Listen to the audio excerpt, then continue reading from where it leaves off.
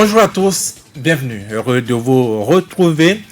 C'est près de 40 milliards de francs CFA que l'État béninois est condamné à payer à Sébastien Germain Adiavon pour préjudice dans l'affaire de 18 kg de drogue dont il a été accusé. La Cour africaine des droits de l'homme a rendu son verdict jeudi dernier. Cela va être donc le principal sujet de cette émission avec pour invité Maître Paul Kato Atita, avocat. Il va donc nous éclairer sur les différents aspects de ce sujet.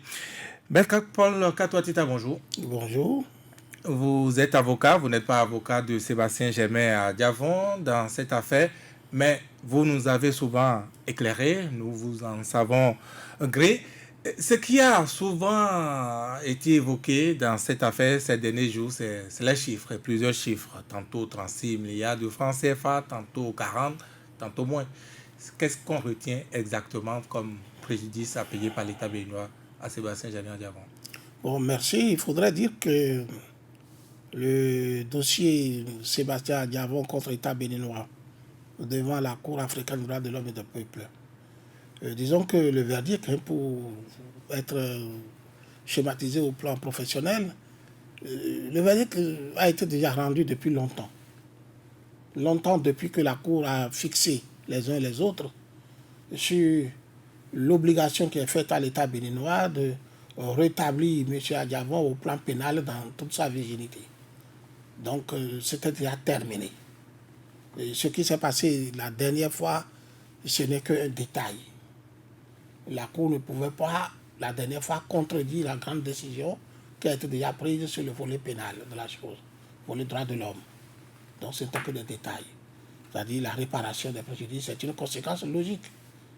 Donc, c'est-à-dire que si je suis dans vos studios ce matin, ce n'est que dans la suite de ce qui a été toujours expliqué ici. Voilà, là tu expliqué ici. Alors, donc,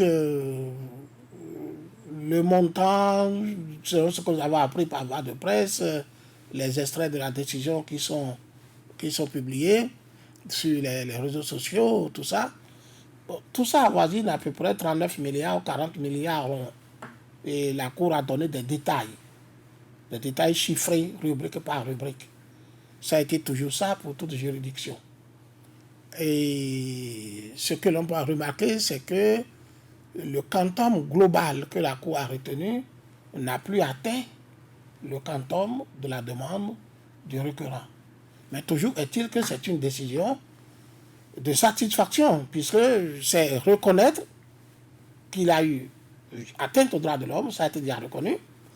C'est reconnaître que ces atteintes ont eu apporté des préjudices et c'est accorder des réparations. La Cour apprécie souverainement les réparations, elle a apprécié.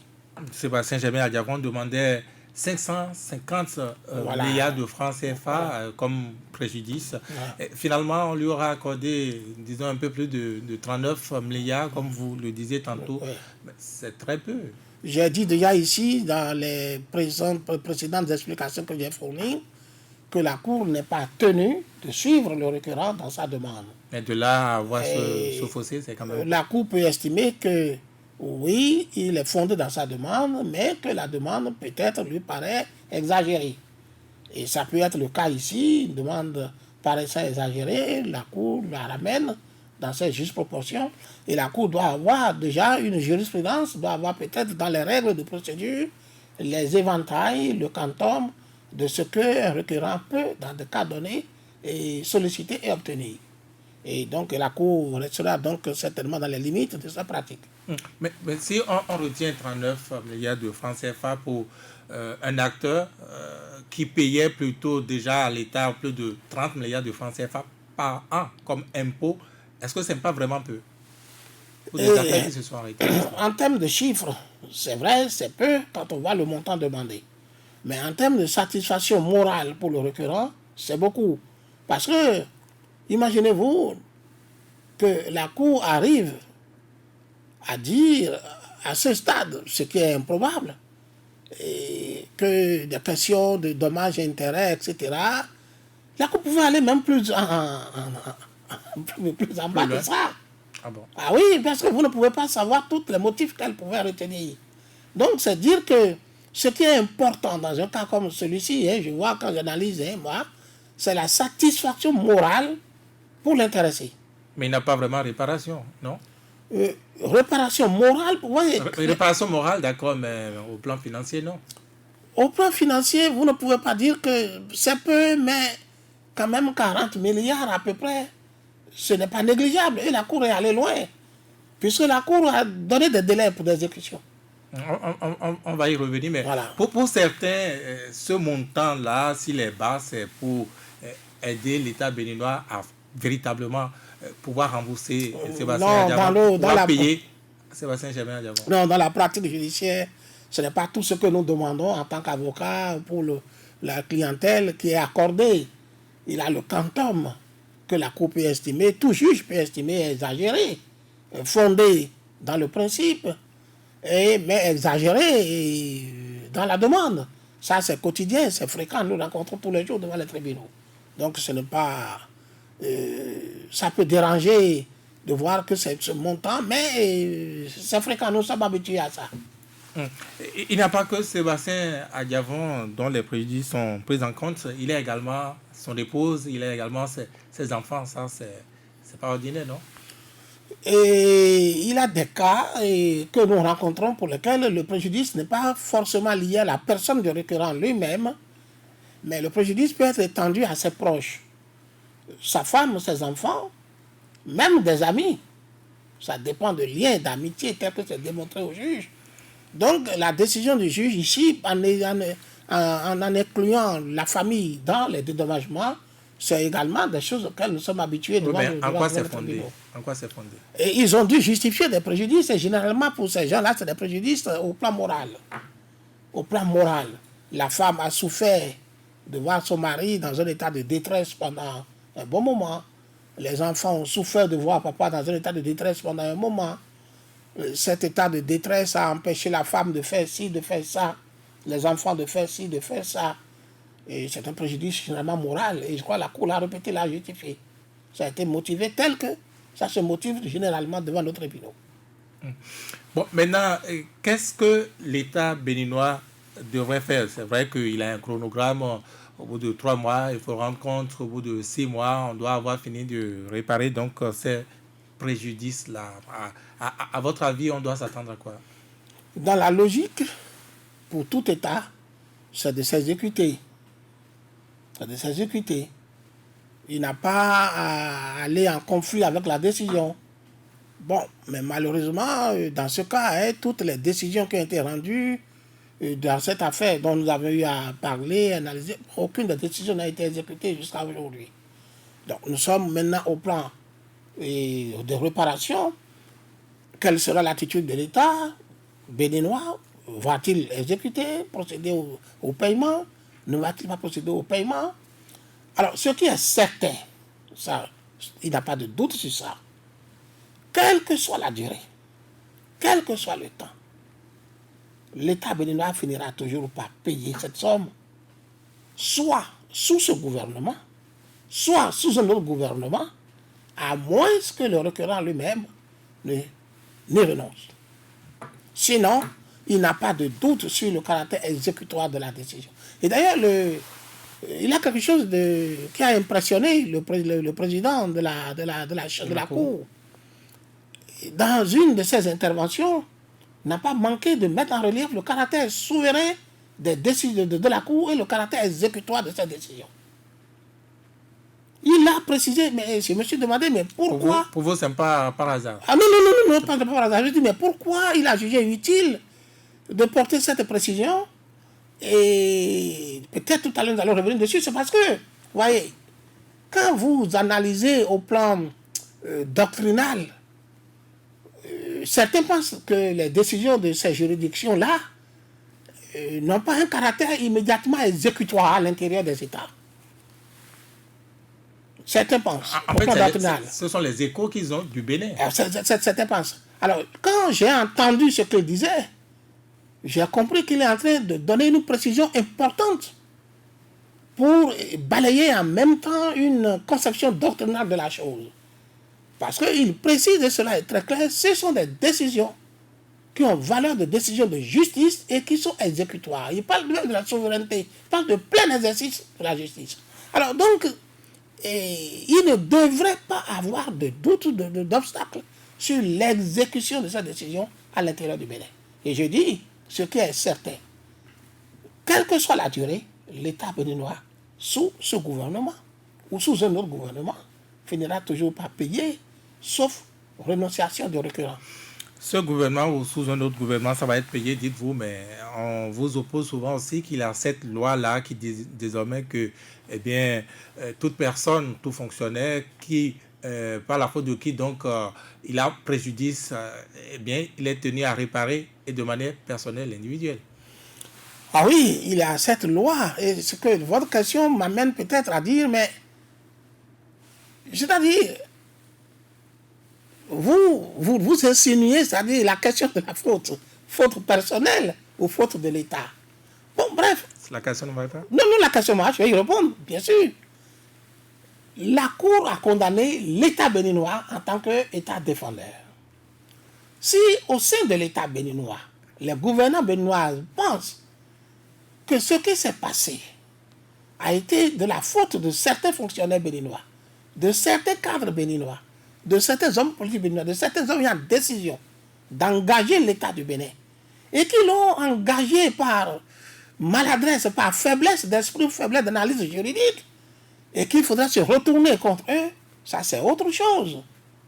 La décision n'est pas prise contre ceux-là, la décision est prise contre l'État béninois.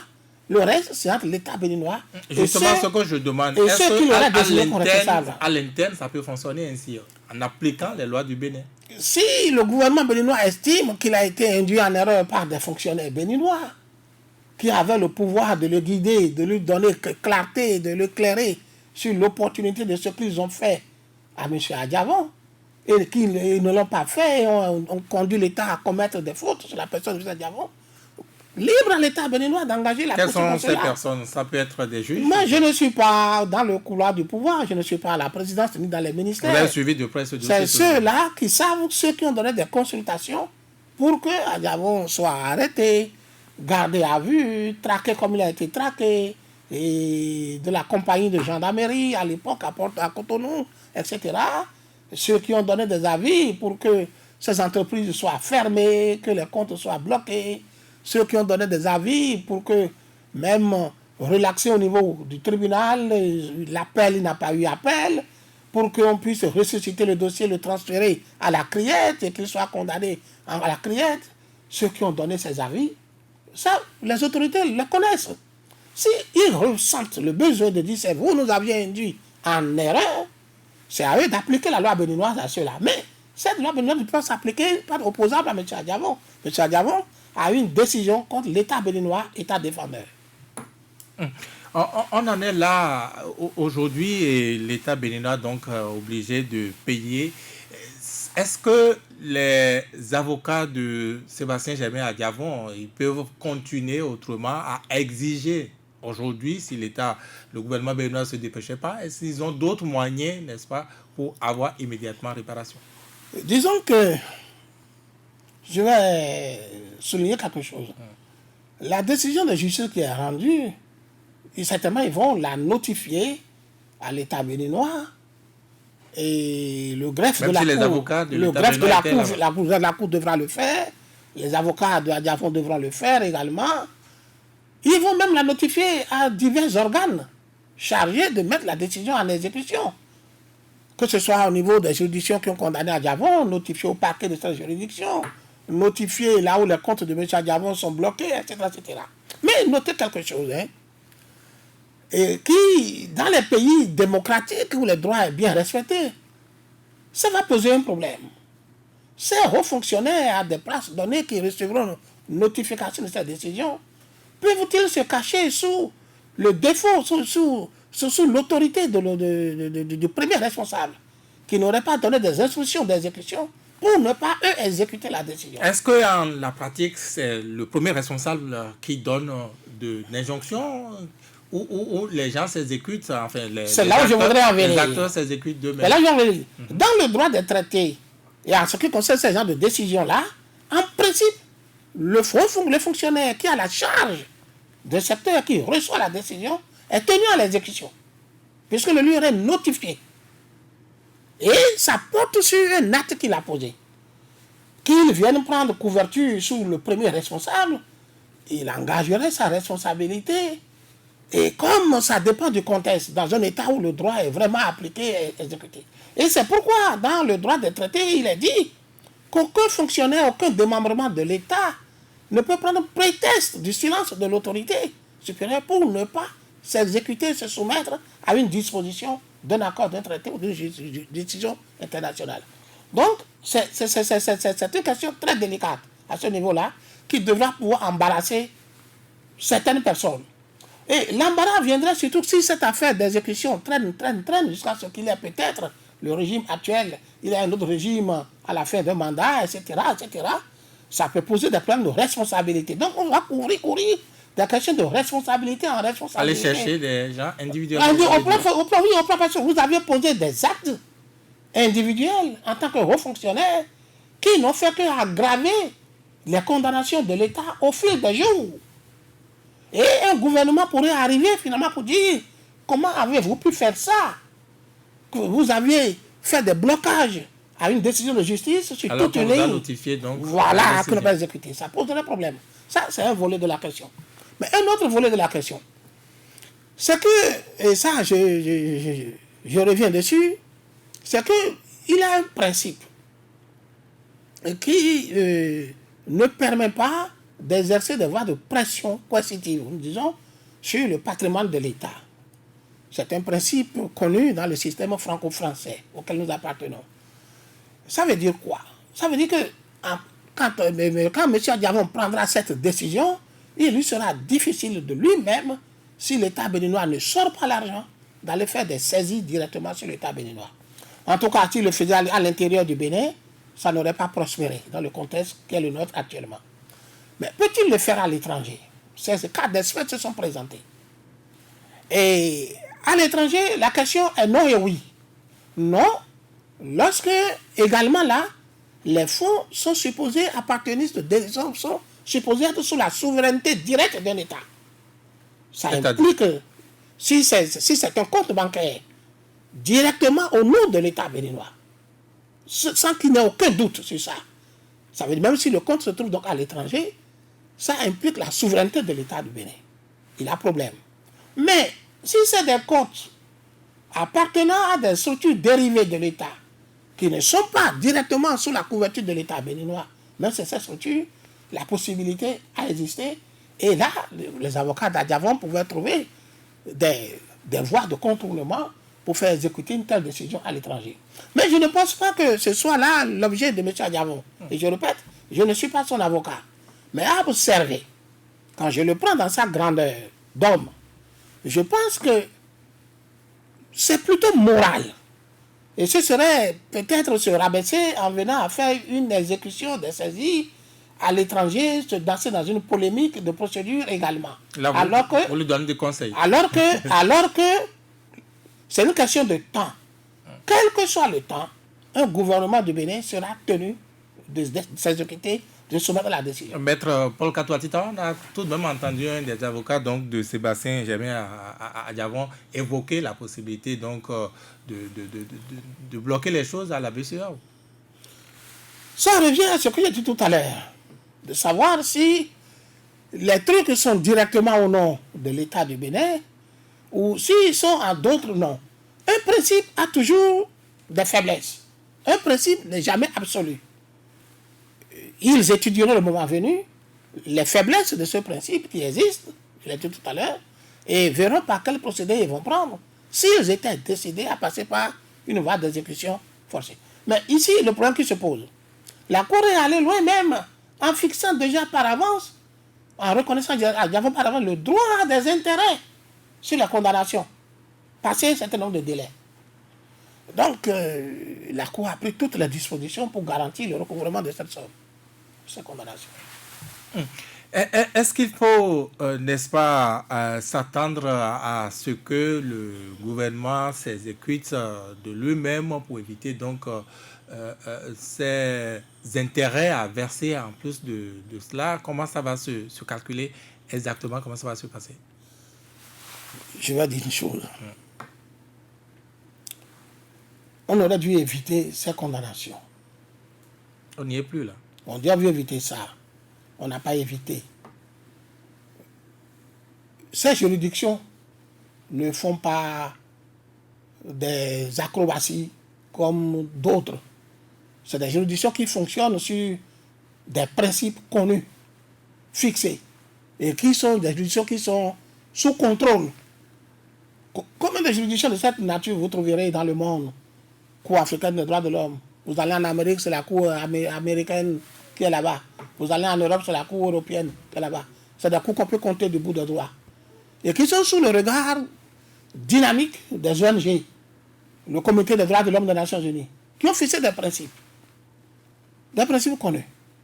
Donc, ceux qui engageaient l'État du Bénin dans cette lutte-là devraient savoir que là-bas, c'est du sérieux.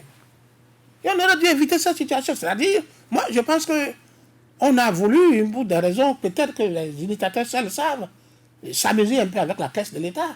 La condamnation pécuniaire était prévisible. Les droits violés étaient énormes.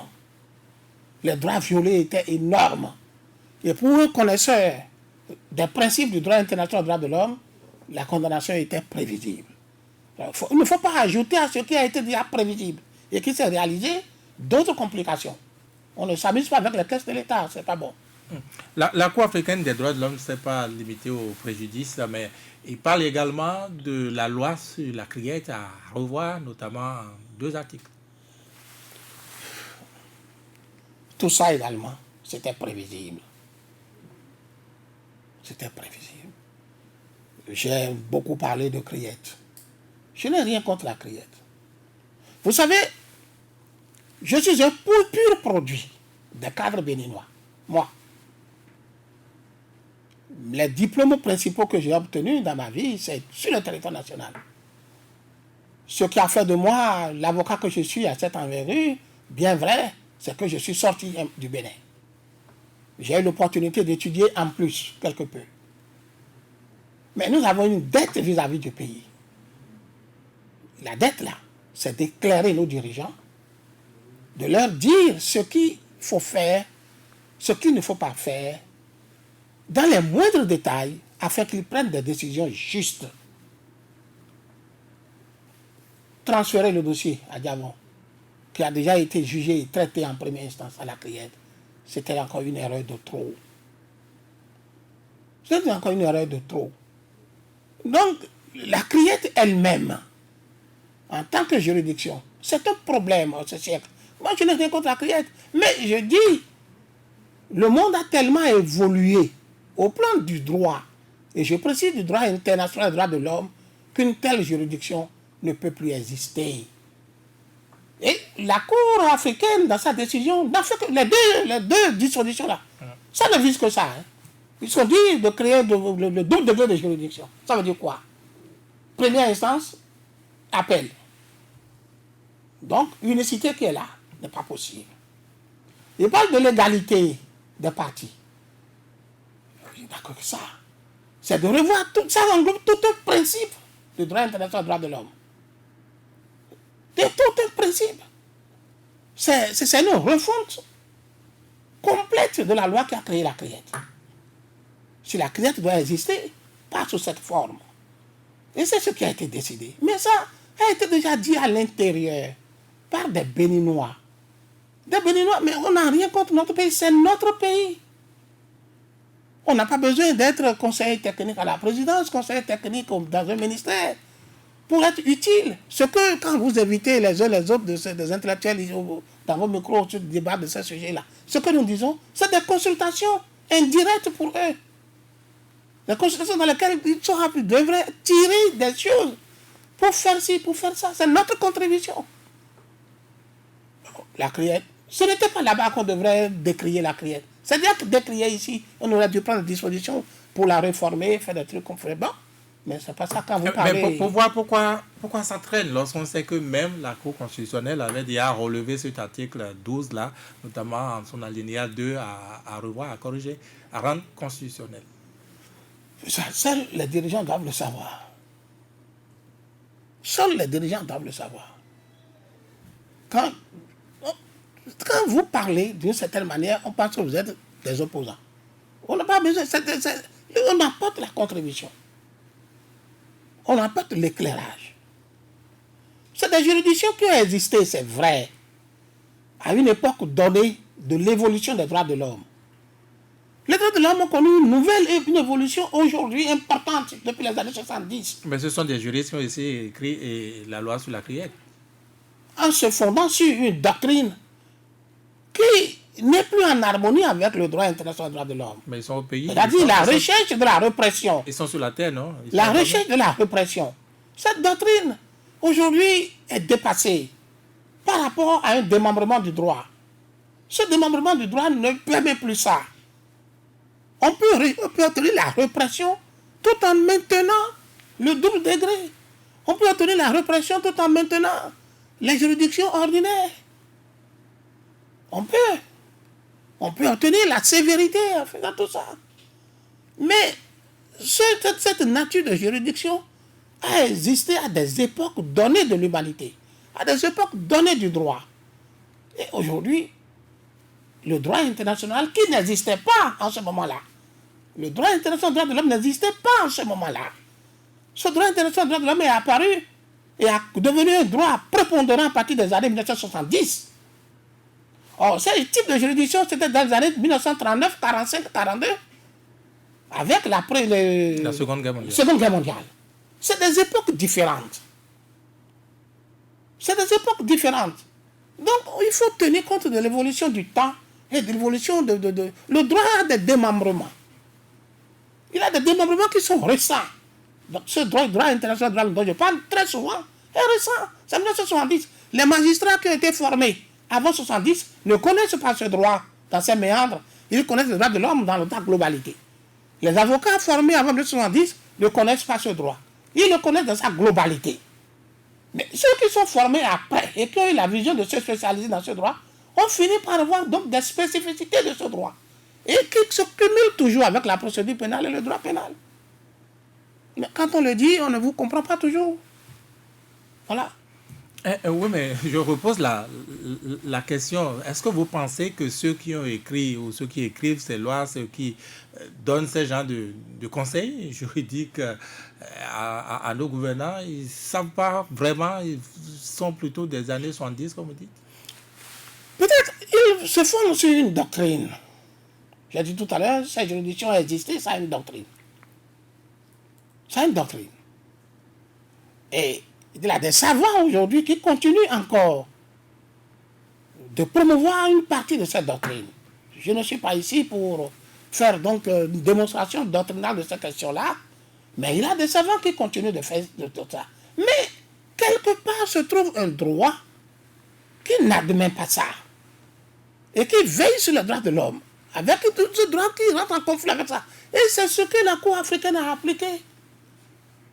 C'est ça le problème. Maître Paul Katou Atita, ceux-là qui sont jugés en l'état par la loi sur la criette, par la criette, est-ce qu'ils sont en mesure, ils ont la possibilité de faire le même geste, aller à Arusha également, n'est-ce pas, remettre en cause leur jugement?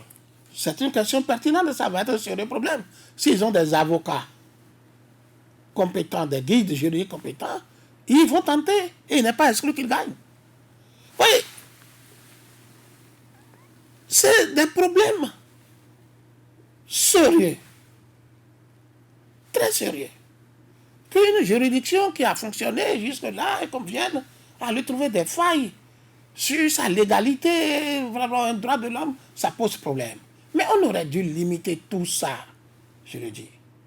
Bien vrai, on est à la recherche de la répression. On est à la recherche d'un certain dynamisme face à certains crimes, certaines infractions. Mais on pouvait le faire en harmonie avec ce droit qui n'autorise pas certaines choses. Bon, ça fait longtemps que des Béninois le disent, et je suis de ceux-là. Mais on n'a vu rien venir. Maître Paul Katoatita, je pose la question autrement. Cas pratique, j'ai été jugé par la criette. Parce que je suis dans le même pays, le Bénin, je sais qu'il a eu cette décision, tout au moins de la Cour constitutionnelle, qui juge la criette inconstitutionnelle, notamment son article 12. Est-ce que je peux vous solliciter, vous, avocat, et dire, au vu de cette décision de la Cour-là, eh bien, je remets en cause mon jugement? Pas forcément moi. Non, non, non, pas vous, c'est une fiction. Solliciter quelqu'un avocat, oui. Pourquoi pas? Puisque de plus en plus, j'ai de preuves que c'est une juridiction dont la légalité au plan, au vu des textes fondamentaux qui gouvernent mes droits, sa légalité sur l'existence pose problème. Et cela se dit, se confie par des décisions. Je peux tout ça au juge. Mais le juge appréciera. Moi, j'ai été déjà jugé par cette juridiction. Mais voilà, vous venez chaque fois dire que c'est une juridiction qui pose que si ce n'est pas légal, si ce n'est pas légal, pas légal. Qu'est-ce que vous dites de ma condamnation? Eh bien, dans la pratique, est-ce que cela doit être compliqué de s'arrêter, n'est-ce pas, et de corriger la loi sur la criette et rendre légale, comme vous dites, la criette? Des Béninois, nous avons créé des difficultés par endroits au moyen de certaines réformes. Et je dis que la question que vous posez, elle est pertinente. Et tôt ou tard, elle va se poser dans ce pays. Oui, mais pour Katoatita, la loi naît à l'Assemblée et ça se corrige à l'Assemblée. N'est-ce pas l'Assemblée qui devait, n'est-ce pas, prendre ses responsabilités? Mais les gens ne le font pas. Les gens ne le font pas. Et la question qui se pose, c'est que de plus en plus, on dit que la juridiction pose problème. Ça dit pose problème. Mais ça pose problème, mais des gens sont jugés et condamnés au fur et à mesure. Anormalement.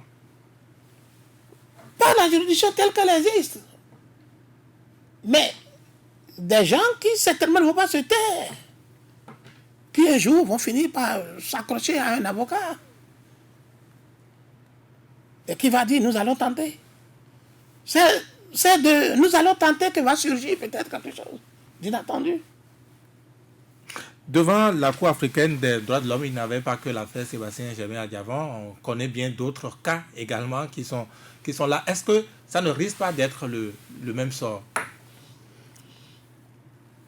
Ce sont des juridictions qui évoluent sur des principes solidement établis.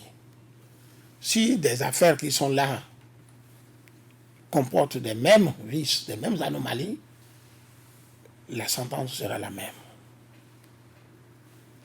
Et qu'est-ce que vous devenez, vous, juristes, notamment vous qui allez vendre vos compétences, hein, la compétence béninoise à l'extérieur?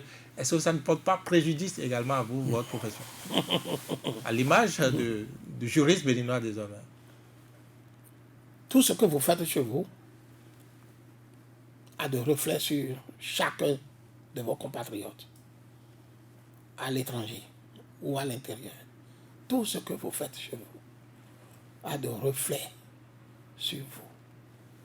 Si le Bénin est identifié et reconnu comme un pays respectueux des droits de l'homme, un pays d'état de droit, vous dites que quittez le Bénin, vous allez à l'étranger, vous vous présentez avocat, juriste béninois, c'est normal que vous ayez la considération qu'il faut par rapport à ça. Mais si le Bénin est identifié comme un pays qui est en recul dans les droits de l'homme, recul en démocratie, vous allez à l'étranger, c'est normal que vous soyez, ça se reflète sur vous. Ça, il n'y a pas de doute. Est-ce que vous pouvez déjà avoir moins de sollicitations pour votre expertise? Non, pas sur ce plan, non, parce que en tant qu'individu, vous n'êtes pas responsable. On ne pourra pas dire que c'est les juristes béninois pris individuellement qui sont responsables de ces réformes. Mais c'est les renseignements que vous envoyez à l'international. Je ne suis pas responsable. Mais ça peut être, il y a des cas où ça peut déranger, même ici, à l'intérieur. Si vous êtes d'un pays qui ne devient peu respectueux des droits de l'homme, peu respectueux de l'état de droit, vous serez mal à l'aise d'aller dans un pays du même genre contredire, dénoncer les mêmes faits devant un juge. Aller dénoncer un gouvernement X de violation des droits de l'homme devant une juridiction dans un pays X, alors que chez vous-même, c'est la même chose. Ça peut vous affaiblir un peu. Et qu'est-ce que vous faites, vous, juristes? Je parle de la communauté des juristes. Si vous subissez ces préjudices sans possibilité de réparation, qu'est-ce que vous faites? Est-ce que ça ne s'indigne pas, on ne s'indigne pas? Écoutez, je suis ici en tant qu'individu. La question que vous posez là implique un autre organe. Il faut attendre les états généraux du moins des juristes du Bénin. Un autre organe pour y répondre. Quel organe, par exemple? Ce n'est pas une question d'individu. Dites-nous, maître Paul Kato Atita, est-ce que à la longue, malgré ce que vous dites, les individus, ça ne se reflète pas forcément sur eux, ça ne va pas être finalement simplement le niveau auquel le droit béninois, oui, le juriste béninois serait descendu tôt ou tard? Vous savez, tout ce que vous dites, j'ai vécu une situation un jour. Je descendais de l'avion à l'aéroport Charles de Gaulle à Paris. Je devrais prendre un autre avion pour venir à Cotonou. Les gens ont commencé par descendre, arriver à Charles de Gaulle. Subitement, je crois la sécurité dit stop. On a fait attendre. Je crois qu'ils ont modifié quelque chose dans la salle. Et on a dit commencez par sortir. En commençant par sortir, chacun décline son origine. Ne mettez pas sur son origine. Il y a des passagers d'un certain nombre de pays donnés qu'on retenait. Les autres, on les retenait. Vous savez ce qui est arrivé quand je suis arrivé là? Dès que c'est arrivé, j'ai dit béninois, j'ai mis passeport, on m'a dit de continuer mon chemin. J'ai réfléchi dans ma tête. Qu'est-ce qui fait la différence entre ceux-là qu'on est en train de mettre dans une cabine pour des fouilles? On les fouillait. Et moi, on n'a pas pu me fouiller, on m'a dit de bien me laisser. Je me suis dit, ce n'est que le rayonnement de mon pays. Ils ont confiance en mon pays. Donc, je ne bénéficie que du rayonnement de mon pays. C'est des situations pareilles. J'ai connu des situations dans plusieurs aéroports pour ça. Bénin, on vous laisse passer. D'autres pays, je ne veux pas donner les noms, on les met dans les cabines là. On les soumet à des fouilles, à des contrôles. Donc c'est comme ça. Ce que nous faisons ici, c'est comme ça, ça a de répercussions sur chacun de nous, à l'étranger. Donc il est probable que notre image se dégrade à travers cette actualité. Oui. Moi je vous dis, il a suffi qu'en 2014, je dise par exemple, je suis béninois, on m'a laissé sans contrôle. Pendant que d'autres, on les mettait là pour contrôle. Oui. Ah, Addis Abeba, j'ai connu la même chose. Que je dise béninois, on me dit de partir. Vous voyez, là où se trouve Addis Abeba par rapport au Bénin. Tandis que des gens voisins à nous, venant de l'Afrique de l'Ouest comme moi, on les mettait dans des cabines pour contrôle. La politique et le droit. Je n'informe plus personne. Patrice Talon est le chef de l'État du Bénin actuellement. Mais Patrice Talon, hier, on l'avait vu lui-même dire cette petite phrase-là. Un pays, un État qui ne respecte pas les décisions de justice, eh bien, cet État est un État voyou. Comment on peut se retrouver à travers, donc, après cette déclaration, à ne pas, n'est-ce pas, donner suite aux différentes décisions, aux différents arrêts de la Cour d'Arusha? Est-ce que cela vous a interpellé, vous aussi? Ah oui, ah oui, ah oui. Vous savez, dans les émissions précédentes pour lesquelles vous m'aviez invité ici, dans cette affaire toujours, je crois, j'ai dit déjà que ce n'est pas intéressant ce conflit frontal que notre pays tient avec cette juridiction. Le juge ne parle pas. Le magistrat, il ne parle pas. Il pose des actes. Votre question m'amène à dire ceci. En termes de jurisprudence pour motiver sa décision, de vendredi, jeudi dernier à jeudi dernier, oui. En termes de jurisprudence, le juge est allé puiser dans l'affaire dont vous parlez, l'affaire là, rendue dans le Bénin, contrôle contre l'État béninois. Voilà, à Abidjan à l'époque. La Cour africaine, la Cour de justice d'Abidjan, oui. C'est ça, le juge est allé puiser comme jurisprudence. Ça peut paraître banal, mais il a voulu simplement.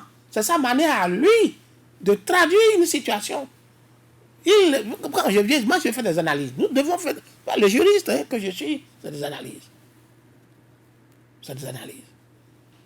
Je pense que c'est sa manière à lui de dire ce qu'il pense de ce que doit être la décision qui est rendue et de ce que les décisions précédemment rendues devaient être. Et donc vous pensez que c'est un miroir à la conscience des... Ah oui, c'est pour dire, nous avions rendu certainement plusieurs décisions qui n'ont pas été exécutées. Nous sommes encore en train de rendre quelque chose qui va exécuter. Mais il y a eu une décision quand même qui a été rendue et qui a été exécutée par une juridiction paisseur dans telle affaire. Et le juge n'est pas sans savoir que l'affaire qu'il vise concernait le chef de l'État. Dans l'époque où il parlait, il n'est pas le savoir. Mais il le ramène comme jurisprudence dans sa décision.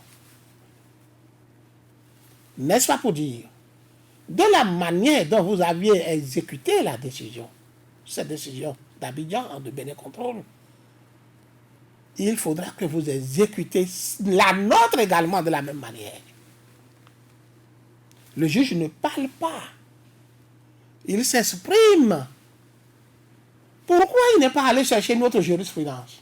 Il pouvait en trouver. Il pouvait en trouver au niveau des décisions rendues par la Commission africaine à l'époque où la Cour africaine n'avait pas encore existé. Il pouvait aller puiser dans une décision française de la Cour européenne pour essayer de faire l'équivalence. Est-ce que cette affaire ne révèle pas cette Cour africaine à elle-même, notamment dans ses faiblesses, la faiblesse à appliquer réellement ses arrêts? Non, ce n'est pas une faiblesse de la Cour africaine. C'est une faiblesse qui est liée au fait que ces juridictions-là ne détiennent pas la force publique. Ils n'ont pas une souveraineté. La souveraineté appartient aux États.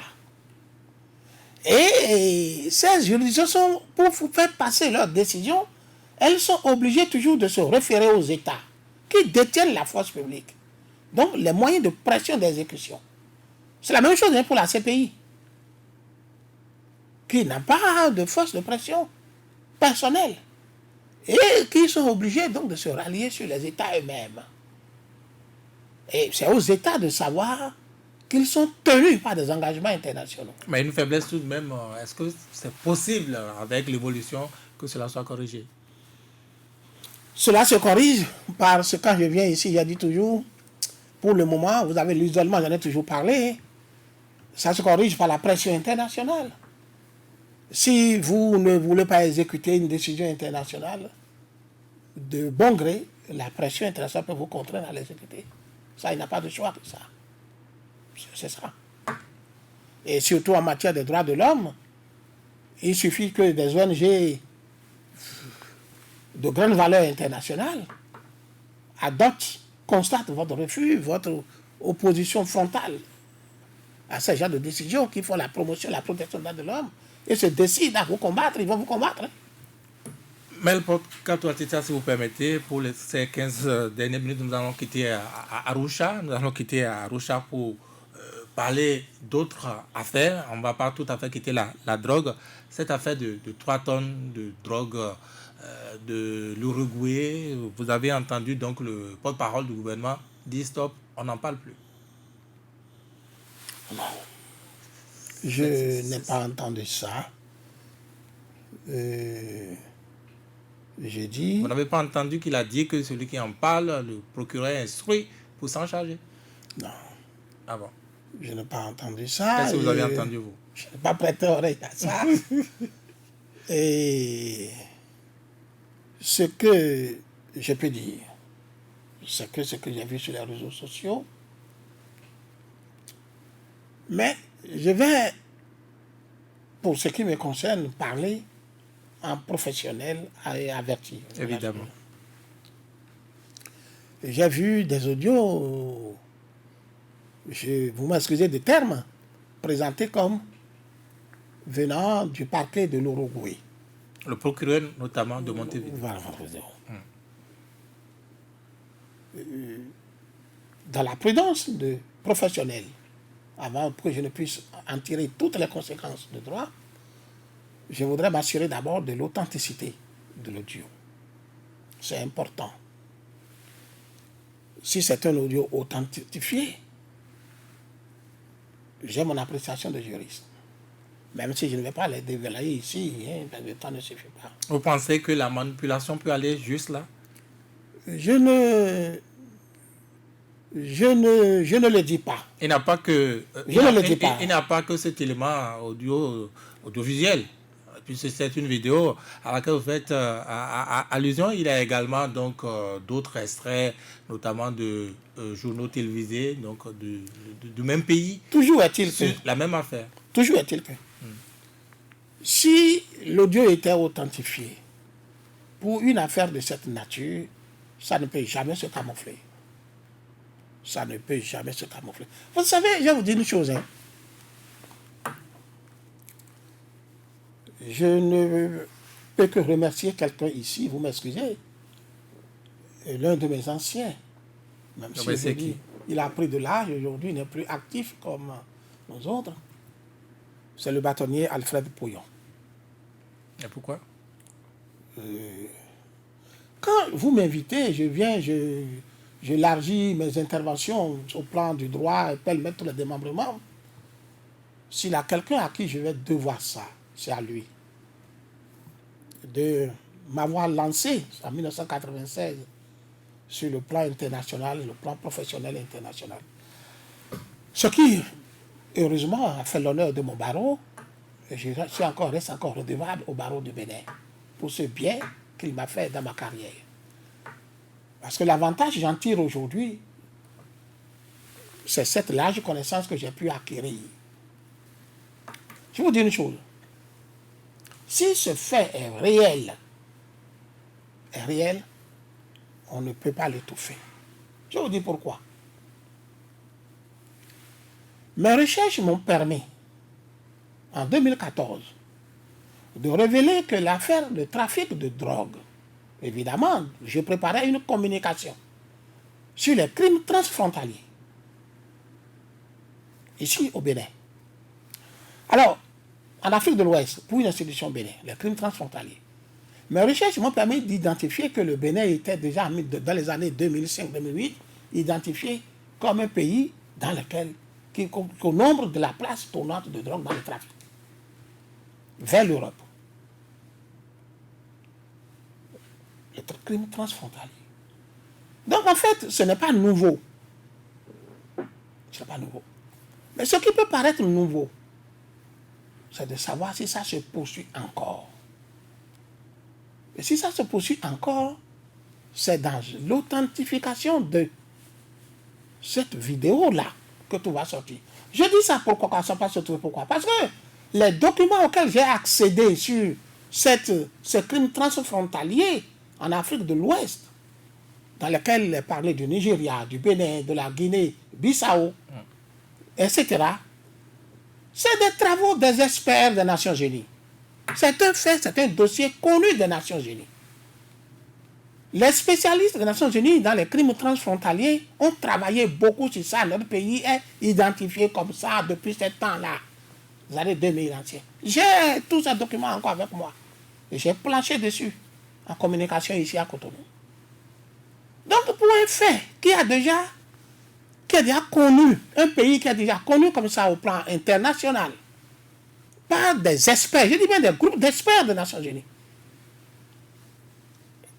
et qu'aujourd'hui, on vient dire qu'une telle chose a encore existé, ça ne peut pas passer inaperçu.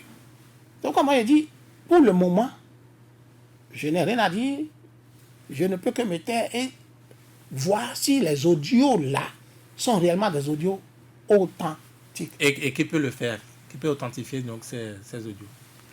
Nous le saurons, quel que soit le temps. Si c'est authentique, ça va toujours, la fumée va sortir tôt ou tard. Si la fumée ne sort pas, c'est que ce n'est pas authentique. Parce qu'on ne peut pas être camouflé. Je vous ai dit tout à l'heure que les groupes d'experts ont travaillé. Le nom du Bénin est cité plusieurs fois dans plusieurs de ces rapports. Et je vous ai dit, les crimes transfrontaliers dont fait partie le trafic de la drogue, j'ai fait une communication dessus. Et tout ça est connu. On ne peut pas étouffer ça. En entendant la fumée, on va parler d'un autre sujet, la révision de la Constitution. On ne vous a pas du tout entendu là-dessus, Maître Paul Katouatita. Alors, je vais être très simple.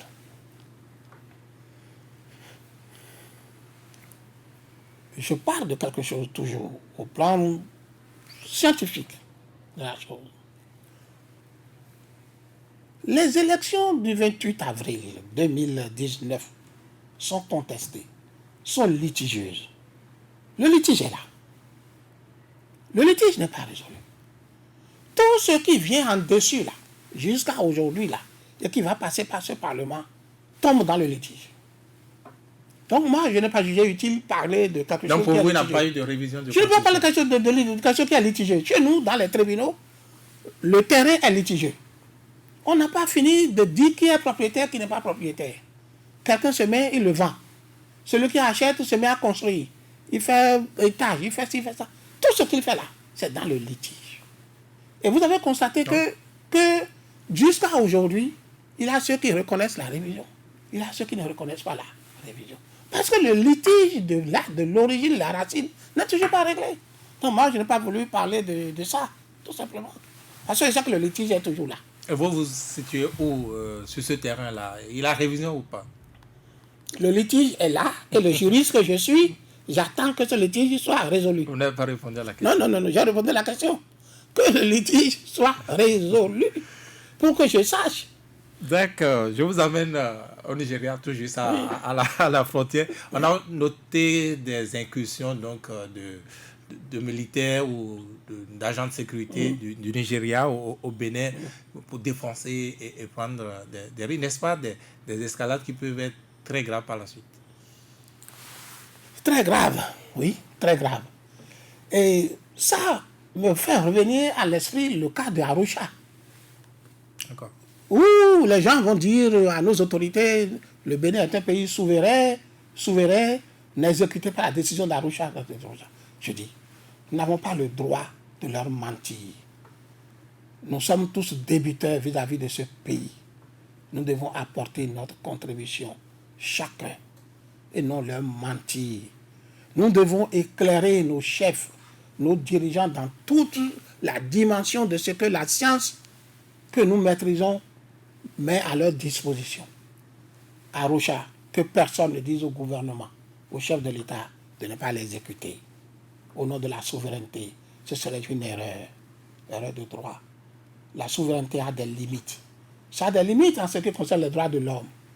Et ce qui se passe entre le Bénin... Non, s'il vous plaît, puisque vous revenez à Arusha, oui. Est-ce que le bénin, en l'état actuel, peut chercher à quitter carrément cette cour, à quitter ce protocole, à résilier la convention? Non, mais ça, quelle quoi de son image? Écoutez, ce n'est même pas là le problème. C'est là que je vais en venir. Le droit international de l'homme a tellement évolué que vous soyez dans une charte, que vous ne soyez pas dans une charte, vous ne pouvez pas méconnaître ces droits-là universellement déclarés par la déclaration du 10 décembre 1948, Déclaration universelle des droits de l'homme de 1948. Ce n'est pas même pas l'appartenance. Quand les gens parlent d'appartenance, je ris moi. Ce n'est pas parce que vous n'appartenez pas à un organisme ou à un traité que vous avez le droit de méconnaître les droits de l'homme, de faire ce que vous voulez dans votre pays, de vos citoyens. Non. Revenons aux frontières. Il y a le caractère universel de ces droits. Et leur protection au plan universel. Alors, je continue. Donc, personne ne lui dit souveraineté pour ne pas exécuter Arusha. Ce qui se passe à la frontière là. Les souverainetés, parce que je lis ça beaucoup sur les réseaux sociaux, les Nigériens ont fait incursion là. Non, il faut se méfier. La souveraineté, oui, mais la souveraineté a des limites aussi. Il faut que nos dirigeants le savent et qu'ils soient éclairés dessus. Et bien analyser ce que veut le Nigeria, ce que dit le Nigeria. Le Nigeria a dit qu'il a des Béninois résidant au Bénin du Bénin amène sur son territoire des produits dont il n'a pas besoin, qui ne sont pas autorisés à rentrer chez lui. Il appelle ça contrebande. La contrebande, là, fait partie des crimes transfrontaliers. Je vous ai tout à l'heure déjà parlé. Hein. Le pétrole, le riz, c'est des crimes transfrontaliers. C'est dedans. Dis ça.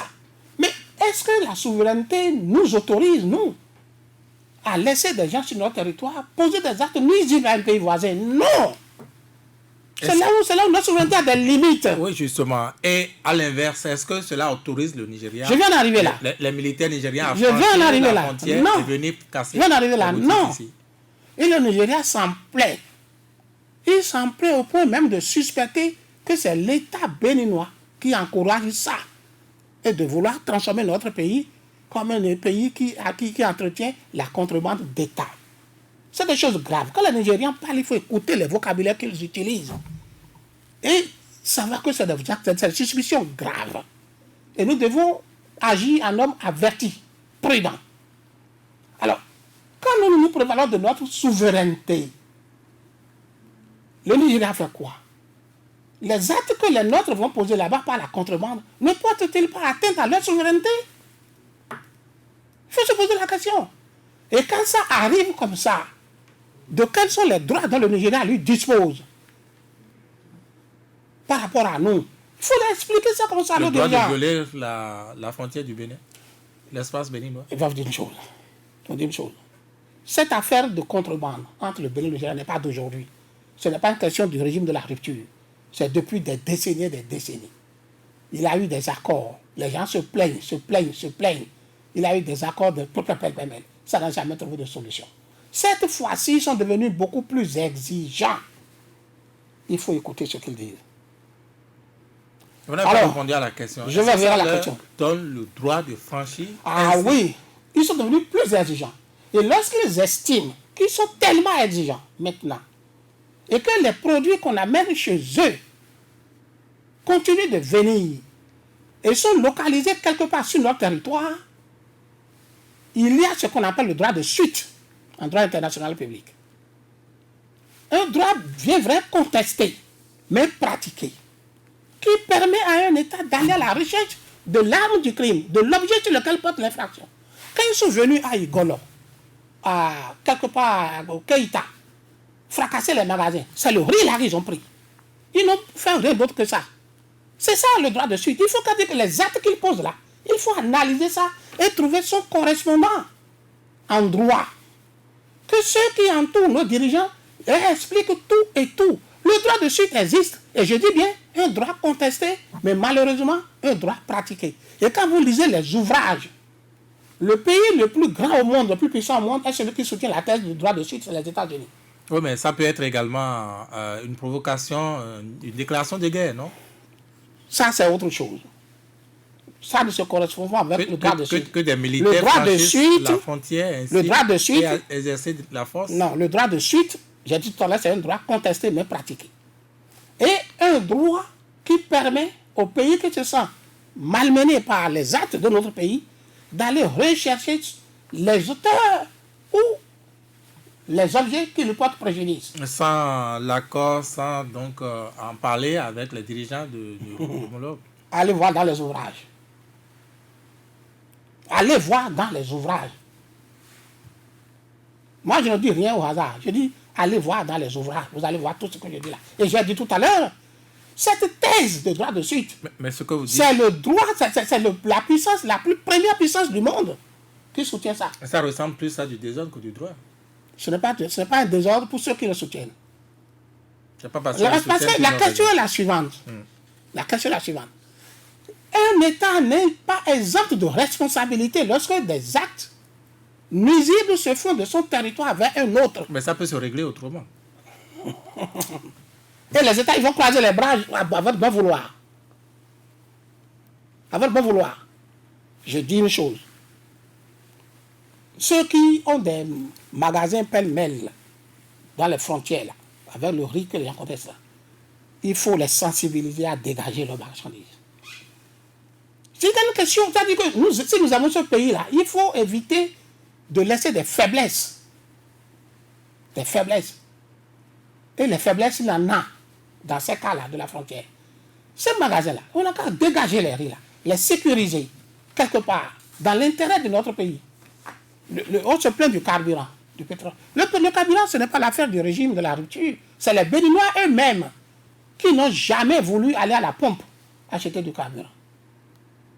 Depuis des décennies, mettant nos gouvernements dans l'impossibilité de développer l'infrastructure de carburant dans le pays. Pendant que le pays dont ils prennent ça se plaint tout le temps. La plainte est devenue maintenant exacerbée ces temps-ci.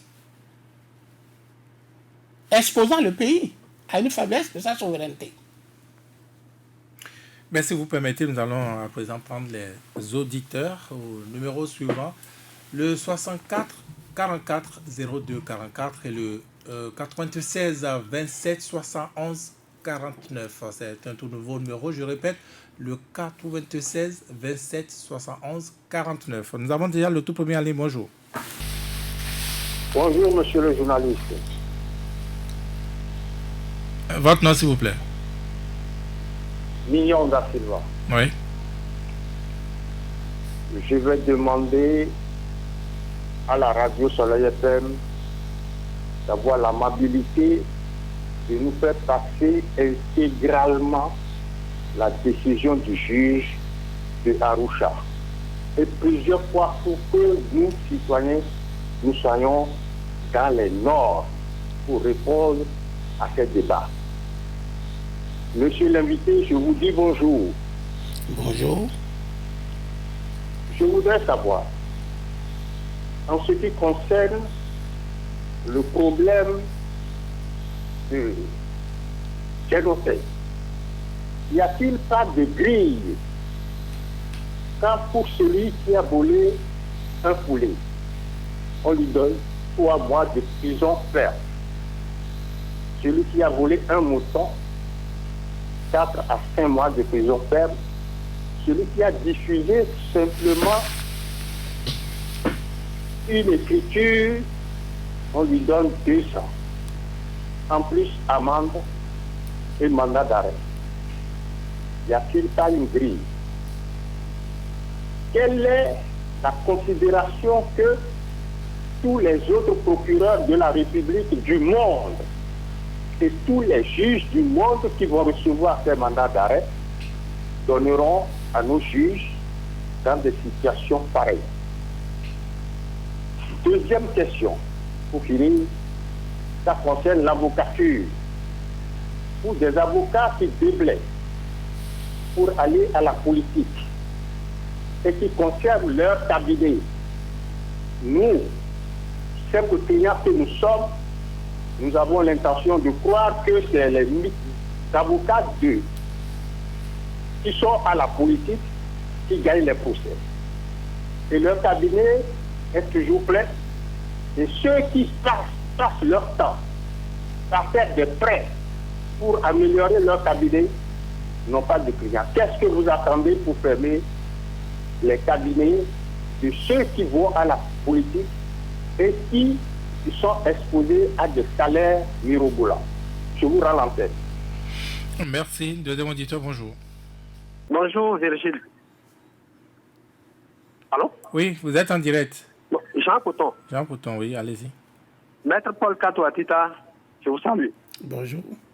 La CRIET, dans sa contexture actuelle, est une juridiction qui porte atteinte aux dispositions de notre Constitution, vous l'avez dit, et par voie de conséquence à celle de la CDHP.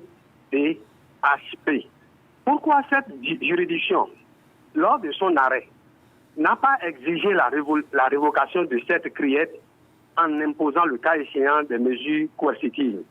Deuxième question, sur la base de quels éléments le Collège des avocats de M. Sébastien Germain Adjavon a réclamé 500 milliards à titre de réparation des préjudices qu'auraient subis leurs clients? De 500 milliards à 40 milliards, bon, de mon point de vue, c'est le jour et la nuit. Est-ce que ce n'est pas une façon de voir la vache à trait quelque part? Troisième, pour finir, chacun est responsable des dommages qu'il cause. Fin de citation. Voilà ce que dit un proverbe français. Même si Patrice Talon a agi escalité, sa responsabilité personnelle ne se trouve-t-elle pas engagée du fait de son refus frontal à donner suite à l'injonction de la CADHP de mettre à sursis l'exécution de cette décision? À quelles sanctions s'expose désormais le Bénin en cas de refus de déférer à l'exécution et d'interjecter d'appel? Je vous rends l'antenne. Merci. Nous prenons à la suite le troisième auditeur. Bonjour. Bonjour. Votre nom? C'est Lakou Théodore. Pardon? C'est Lakou Théodore, monsieur. Ok, allez-y, Théodore. Non, je voulais juste soutenir votre émission. Merci. Et bon dimanche. Pareil à vous. Quatrième auditeur. Allô? Oui, vous êtes en direct, Oui. votre nom? Éminent journaliste, bonjour. Bonjour. Sylvestre Oloulade. Oui, allez à vos questions. Maître Kato Atita, bonjour. Bonjour. Je vous admire. Je vous apprécie, tout comme le grand journaliste Vigile en français, pour ne pas créer de jaloux. Longue vie à vous. Merci. Maître. Merci. Maître, est-ce que la Cour africaine des droits de l'homme connaît les chiffres d'affaires du président Gabon ou bien de Kajam Komon? Deuxième question, est-ce que la Cour africaine connaît la somme que verse le président à Gabon ou bien Kajam Komon comme impôt dans la caisse de l'État béninois? Troisième question, maître, est-ce que vous ne voyez pas que 36 ou 39 milliards comme dommage et intérêt au président à Gabon est insignifiant avec toutes ces humiliations, tous ces comment dirais-je, tel sabotage contre cet homme, ce grand de cœur? Est-ce que vous ne voyez pas que c'est insignifiant? Même 500 milliards, j'allais dire qu'on dit, c'est insignifiant. Il faut même 1000 milliards pour dédommager cet homme. Je vous remercie. Merci à vous. Nous sommes au cinquième auditeur. Oui, bonjour. Bonjour, Vigile Avanceur. Bonjour. Comment vous allez? Ça va très bien. Bonjour, Maître Kato Atita. Bonjour. Benjamin Bossere, je vous appelle Darolou Yemen. Monsieur Maître Kato Atita, vraiment, vous faites la fierté, je dis bien, vous faites la fierté de la cour, de la juridiction béninoise. Vous êtes un bon avocat. J'ai une seule question pour vous. Je voudrais vous demander quel est le pouvoir que dispose la Cour africaine des droits de l'homme pour convaincre le président Talon et son gouvernement à verser ses droits à l'opérateur Sébastien à Gabon. C'est la seule question que j'ai pour vous. Merci et bon dimanche à vous. Merci à vous. Sixième auditeur, oui, bonjour. Bonjour, monsieur. C'est monsieur Liga Innocent. Les gars innocents. Oui, Oui, allez-y. je savais votre métier. Bon, je vais voir à demander. Diminuez le volume de votre pause, s'il vous plaît. D'accord. En cas où si le Bénin n'a pas pu donner l'argent là, qu'est-ce que le président le coup là, qu'est-ce qu'on peut nous faire en cas de non-respect? D'accord, on a compris votre question. D'accord. Merci. Septième auditeur, bonjour. Oui, bonjour, monsieur Villiers Rancet. Bonjour. Sébastien Yonkoso. Oui, allez à vos questions. Soyez les bienvenus. Merci. Bonjour, maître Kato Atita. Bonjour. Maître Kato Atita, je vous salue. Je m'incline, je vais dire, parce que vous êtes toujours égal à vous-même et avoir toujours l'éthique, la morale dans la déontologie de votre métier, le métier d'un juriste. Vous avez dit sur les antennes et un jour que l'éthique et la morale ne vous amènent pas à aller contre un dossier que vous aviez en temps défendu. C'est-à-dire, étant avocat, vous m'aviez défendu entre-temps contre l'État et aujourd'hui, l'État vous appelle, maintenant vous défendez. L'État vous appelle, vous devenez l'avocat de l'État contre moi.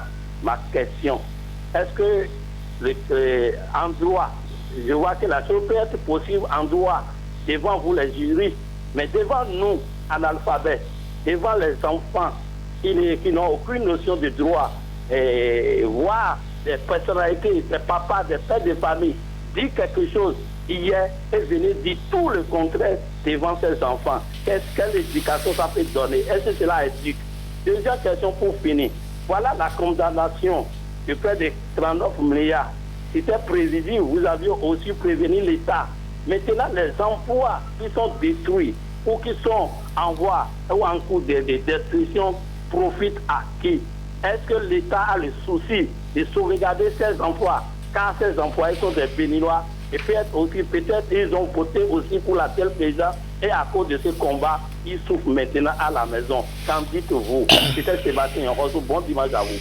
Merci à vous, Sébastien Rosso. Je crois que nous allons prendre un tout dernier auditeur. Encore. Bonjour. Bonjour, Président Rousset. Bonjour. Zachary, et vous le dites. Oui. Maître Kapapita. Vous êtes bon.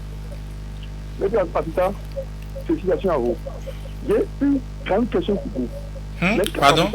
Pardon? J'ai une grande question. J'ai entendu une trentaine de questions.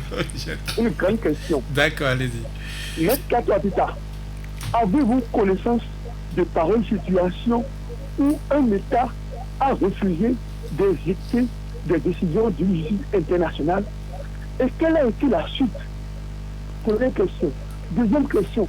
Parce que la Société des Nations n'imposait que des sanctions morales, n'avait aucune force d'agir, on a créé l'Organisation des Nations Unies.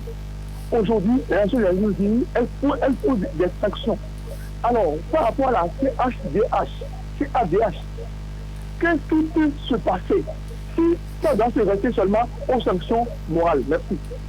Merci à vous. Nous revenons donc en studio. Nous commençons par cette dernière question. Est-ce que vous avez connaissance d'un cas d'un pays qui a refusé d'exécuter une décision d'une instance internationale, une instance judiciaire?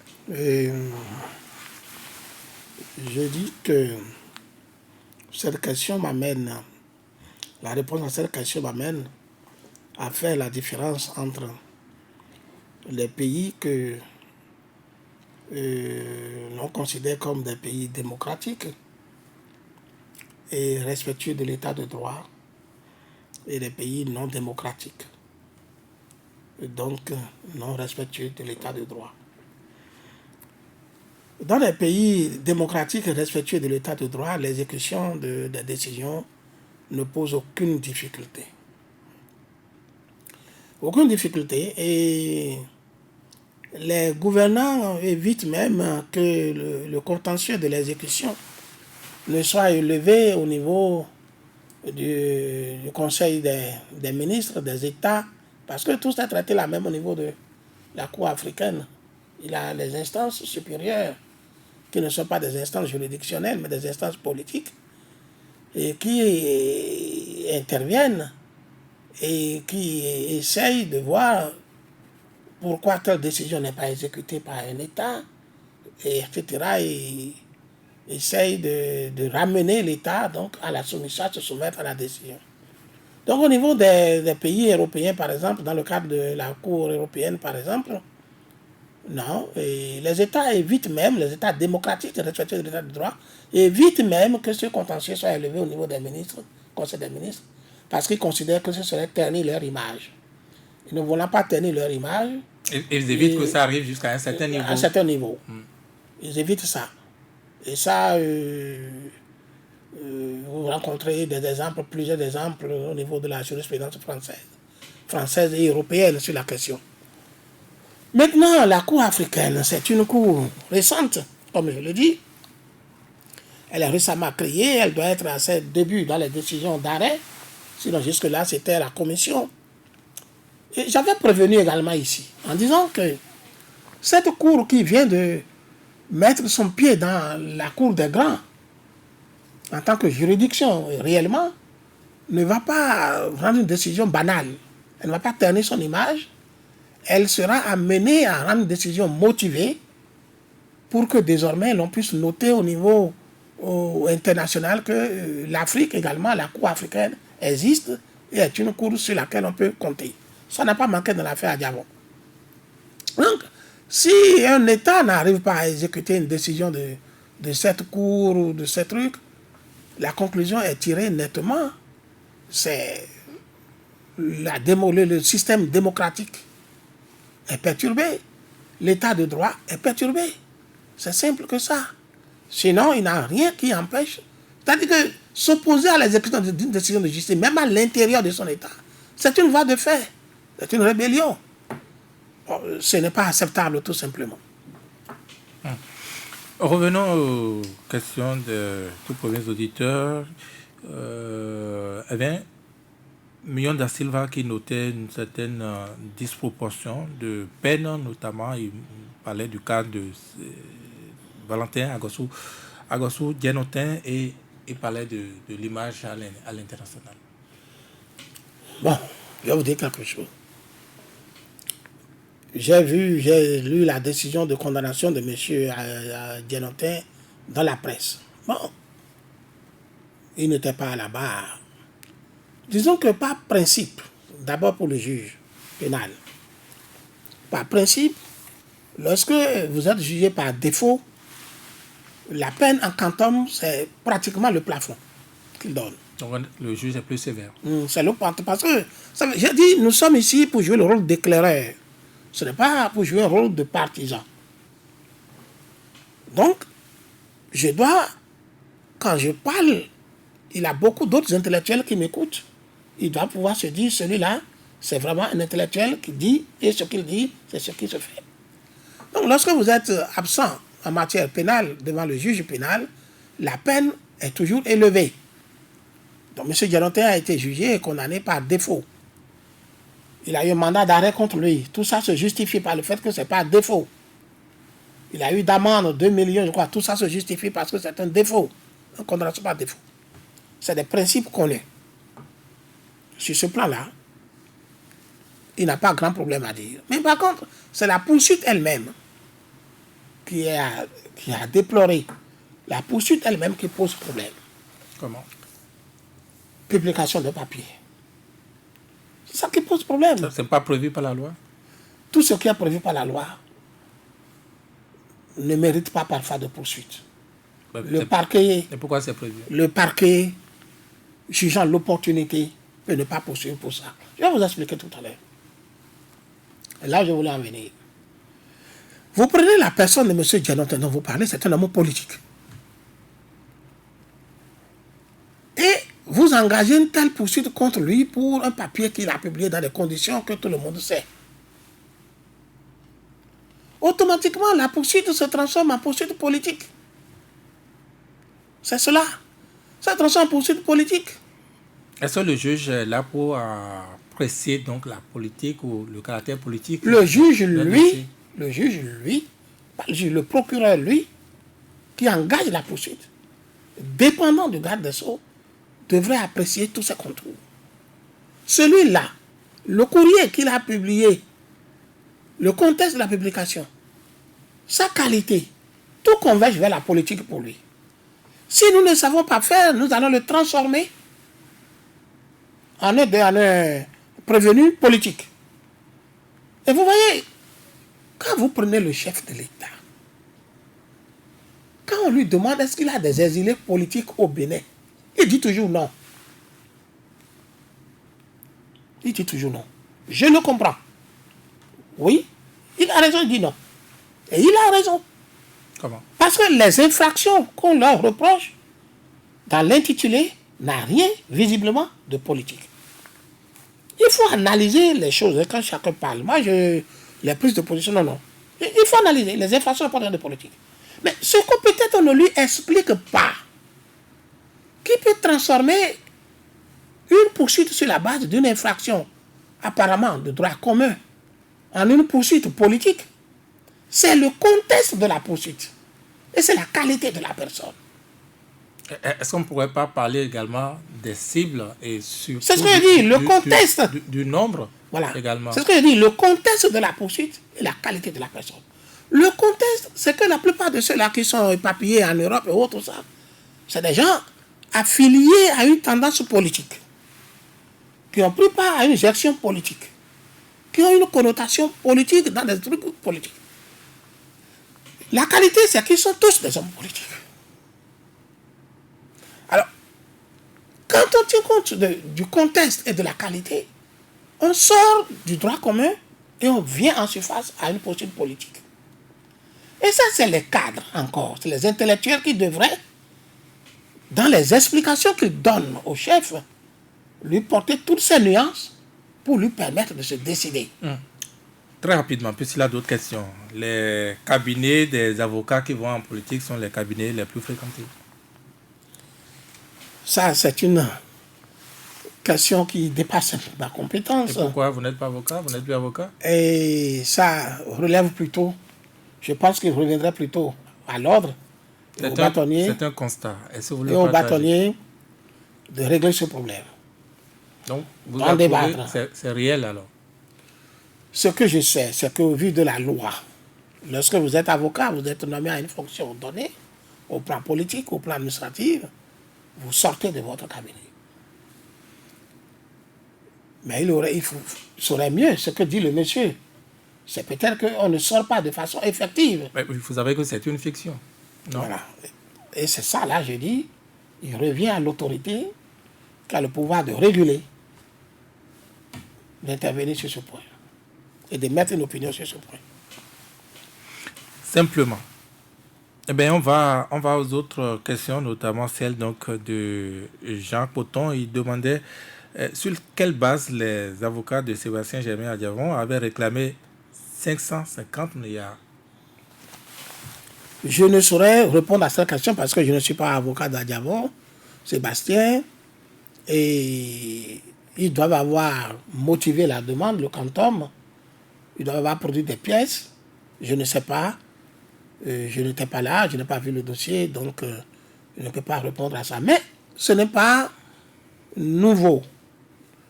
Des demandes peuvent être formulées en quantum et le juge ramène à ce qu'ils appellent la juste proportion. C'est toujours dans le même domaine. Sylvestre Raoulou-Ladé demandait si la Cour n'a pas connaissance, n'est-ce pas, du chiffre d'affaires de Adjavon.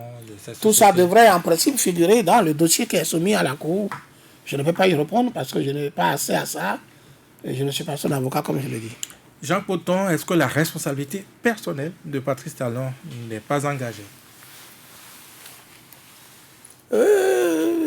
Non, vous voyez, c'est personnel, c'est un peu, c'est trop dit.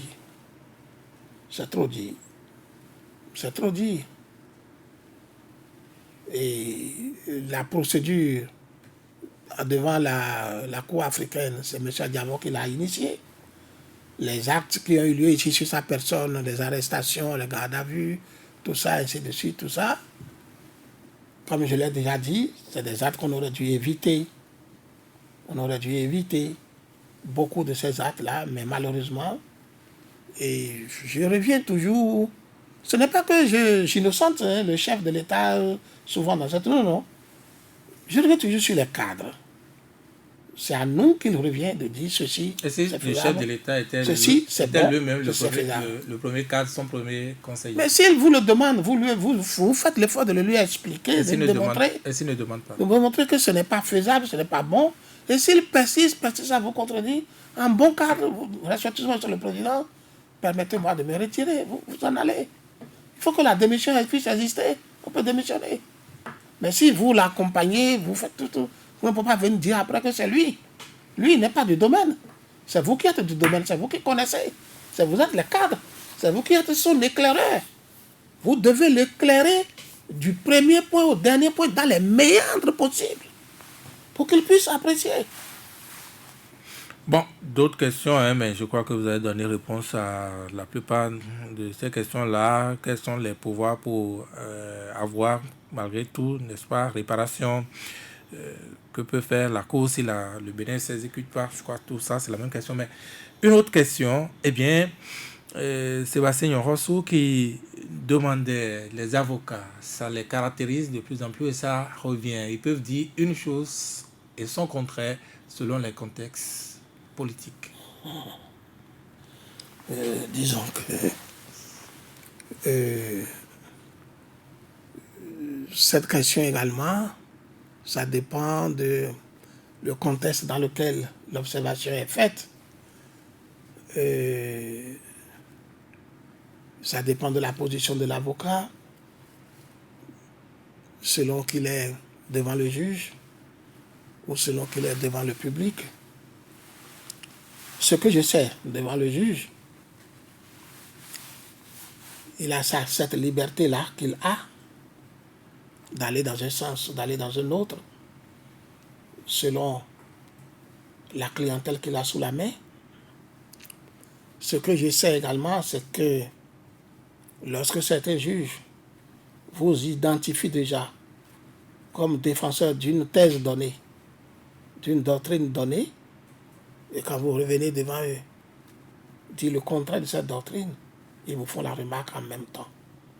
Maître, avant-hier, la semaine dernière, vous avez soutenu telle thèse dans les mêmes circonstances. Aujourd'hui, c'est le contraire. C'est bon ça, vous le dire. Ça, c'est le travail professionnel, ça. Maintenant, au dehors, ça encore, je dis que je préfère que ce soit le chef de l'ordre qui l'apprécie. Est-ce qu'un avocat peut, je donner l'exemple concret, il est aujourd'hui avocat de Sébastien Germain à Diavon, mais demain, n'est-ce pas, il se retrouve avocat de l'État contre Sébastien Germain à Diavon? Ça dépend. C'est ce que nous appelons souvent des conflits d'intérêts. Et ça dépend des affaires dans lesquelles il intervient. Il était avant. Dans la même affaire. Et dans l'affaire dans laquelle il devient après.